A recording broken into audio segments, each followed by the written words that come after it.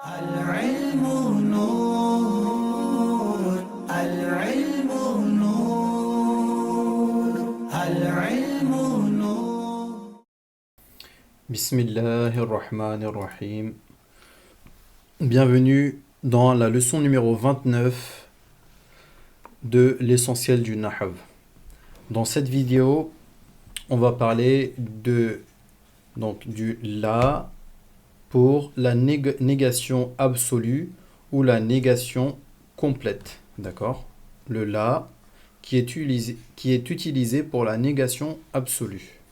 Donc là, le petit 1, donc connu techniquement sous le nom de la li nafyil jinsi en grammaire arabe.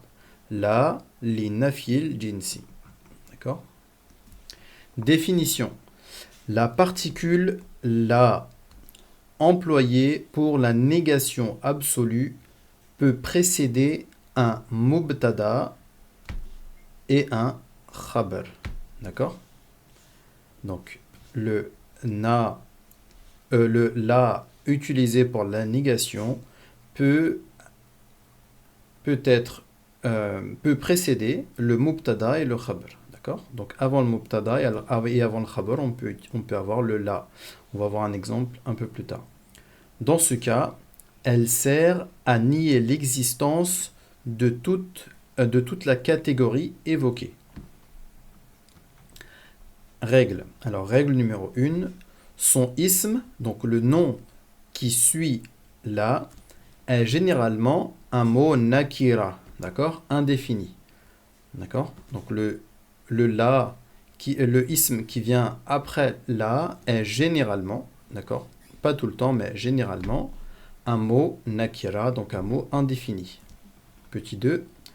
D'autres cas sont abordés dans les ouvrages avancés. Mais cette règle suffit pour un débutant, car les situations autres que celles mentionnées sont rares. Donc, auquel cas, on applique une seule fatha, d'accord? Son ism est généralement un mot nakira, auquel cas, on applique une seule fatha. Donc, petit 3. Il ne s'agit pas ici de mansoub, mais bien de mabni al-fath. D'accord? Mabni al-fath, considéré comme maftou'. Règle numéro 2, son khabar. D'accord? Le khabar de la est techniquement marfou'. D'accord? Techniquement. Mais il apparaît le plus souvent sous la forme d'une shibhu jumla.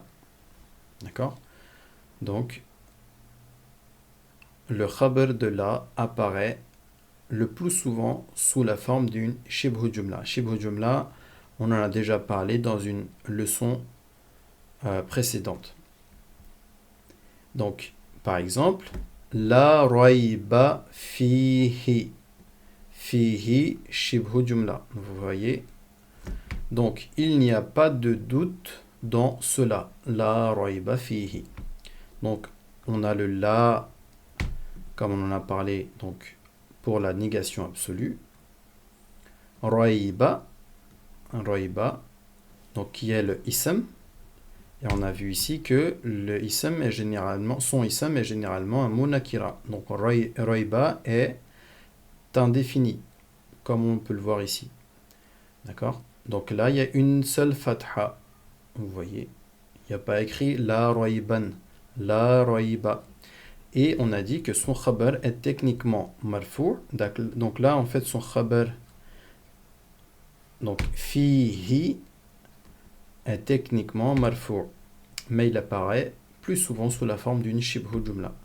D'accord? Là, on a jar majrour, d'accord, qui donne shibhu jumla. Donc, rayba, qui est le ism de la, rayba, qui est le ism de la, et fihi, le khabar de la, qui est qui donne un résultat qui est le jumla ismiya. Règle numéro 3. Parfois, le khabar de ce la peut être sous-entendu. La ta'ama. D'accord? Il n'y a pas de nourriture. La ta'ama. Et là, on a dit que le khabar de cela, d'accord? Donc le khabar c'est qui est juste là, peut être sous-entendu. Donc pas le khabar ne peut des fois le khabar est absent, d'accord? Mais est sous-entendu. Donc la ta'ama mawjudun qui est sous-entendu. Donc il n'y a pas de nourriture présente. D'accord? Ici, le khabar qui est mawjudun n'est pas mentionné explicitement dans la phrase, mais il est compris d'après le contexte. Donc voilà pour la leçon numéro 29. Je vous laisse effectuer les exercices et je vous dis à la prochaine vidéo. Assalamu alaikum wa rahmatullahi wa barakatuh.